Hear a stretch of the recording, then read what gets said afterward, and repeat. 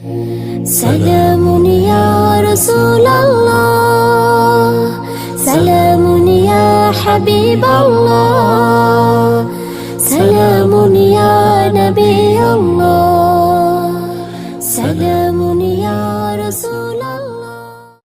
حدیث نبی صلی اللہ علیہ وآلہ وسلم حضرت عبداللہ بن عباس رضی اللہ عنہما سے مروی ہے کہ چند صحابہ کرام رضی اللہ تعالی عنہ حضور نبی اکرم صلی اللہ علیہ وآلہ وسلم کے انتظار میں بیٹھے ہوئے تھے۔ اتنے میں حضور نبی اکرم صلی اللہ علیہ وآلہ وسلم تشریف لے آئے۔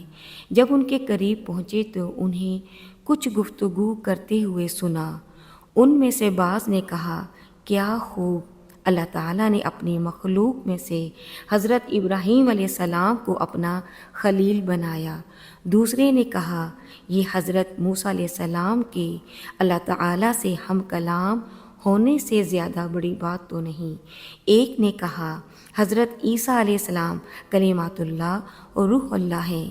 کسی نے کہا، اللہ تعالیٰ نے حضرت آدم علیہ السلام کو چن لیا۔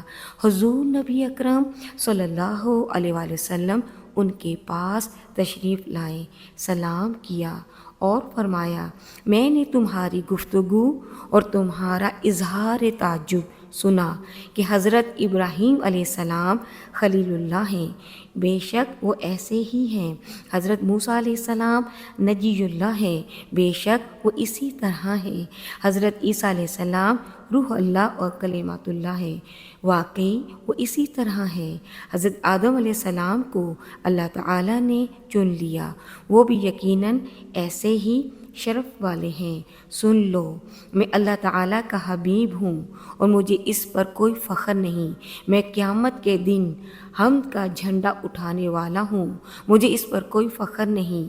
قیامت کے دن سب سے پہلا شفاعت کرنے والا بھی میں ہی ہوں، سب سے پہلے میری ہی شفاعت قبول کی جائے گی اور مجھے اس پر کوئی فخر نہیں۔ سب سے پہلے جنت کا کنڈا کھٹکھٹانے والا بھی میں ہی ہوں، اللہ تعالیٰ میرے لیے اسے کھولے گا اور مجھے اس میں داخل فرمائے گا۔